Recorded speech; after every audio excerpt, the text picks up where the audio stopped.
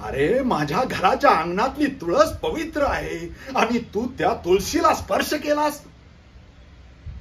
अरे तुझ्यासारख्या अस्पृश्याला देवळात सुद्धा प्रवेश नाही आणि तू या तुळशीला स्पर्श केलास. देहदंडच द्यायला हवा तुला.